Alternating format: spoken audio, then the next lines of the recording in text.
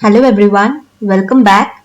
So today before getting deep into HTML, first of all I would like you to know how the internet actually works. So for that I have prepared a visual presentation for you. So here you can see this. It looks very complicated, I know, but don't worry, I'll explain it to you. So first of all, what you do when you want to visit a website? Obviously, you open up your browser like Chrome, Firefox or whatever it is and type the website name. Now, the machine that you're using to open up the Chrome or Firefox, that machine is known as the client machine or the client site. So this is known as the client. Okay. And now what is server?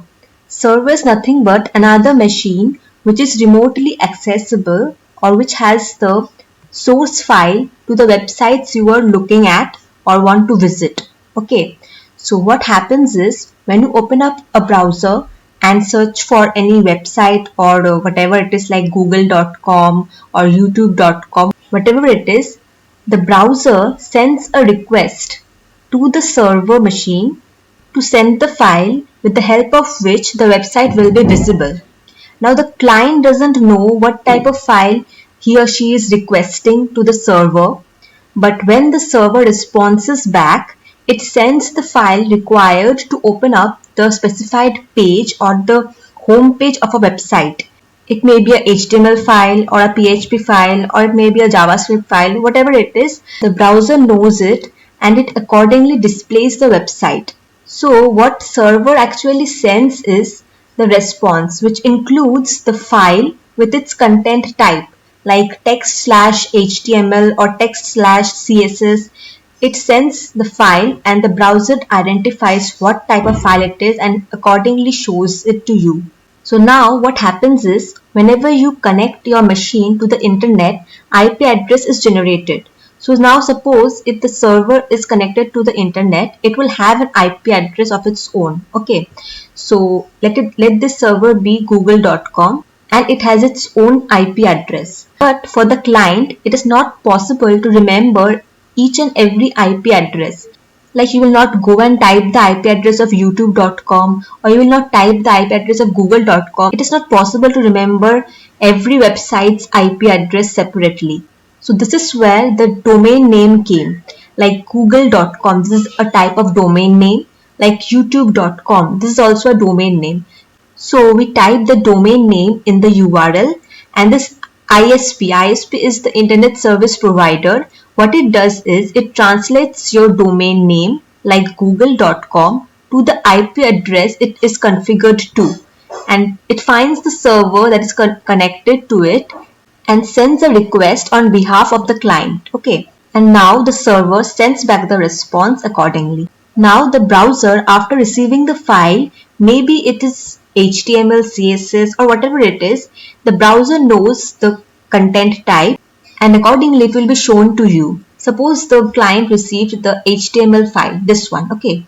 Now what happens is, this is the HTML sample code. Here you see what it does is it line by line parses the code. That means it reads the code line by line. Suppose it got HTML, head, and when it comes to this line, here the browser cannot proceed further. That is because it wants an asset. And now what are assets? Assets are basically your CSS file, JavaScript file, or it can be an image also.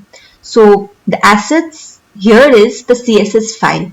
So what will browser do on behalf of you? It will request for CSS file. See over here, okay? It will request at this point of time. It will request to the server for the CSS file. Again, the request will be sent and the server will respond back with the text.css file, and then it will proceed further and further. And now at this line of code, it will again request for JavaScript file. Okay, this way it will request for files and images and everything, and accordingly it will display you the web page as written in the code. So this is how the internet basically works. Here you will notice that in this line where the client requests for CSS file, it is written in the head tag and not anywhere else. That is because you can write this line of code in this body tag also, but by doing that, there will be a FOUC, that is flash of unstyled content. What it means is that first line of the code you see, it's written over here, page 1. And what the browser will do is, first it will try to print this line in your browser, page 1, and then there is a style tag. Suppose in this place there is a style tag over here, and then after the style sheet is linked in this line, there might be some other lines of codes also. So what will the browser do is, it will try to portray the text as well as the style at the same time, which will cause a flicker in your loading of the website, which will make your website little bit ugly, and after a few seconds it will load the whole website. But if you write the style sheet linking in the head tag, what will happen is, before displaying this page 1 text on your website, it will first consult to the style sheet and see if there are any styles added to it, so that it does not portray in a wrong way. Understood? And now let's see this line of code. You'll notice here the script tag or the script file is linked at the ending of the body tag. See here is the body tag ending, and before that the script tag is being added, or the script file is being added. That is because if this script tag was linked in the head tag, what it would do is, before loading the content, it would try to load up the script tag first. Now, for example, in the script.js file, there is one line of code which shows a dialog box after you have registered in a form. Okay, now let's just say this HTML code is just to register in a form. Now, what you expect is, after you register, then a message should come like the user is registered, something like that. But what happens if the message comes first and then the form loads up? That makes no sense, right? That is why we write this script tag just before ending this body tag and not in this head tag. Okay. Now, one more thing is, here you see I have linked an external style sheet. Here I've linked an external JavaScript file. And what is happening in this browser is, every time it sees lines like this, it will request to the server. For that, it will take some milliseconds, you can say.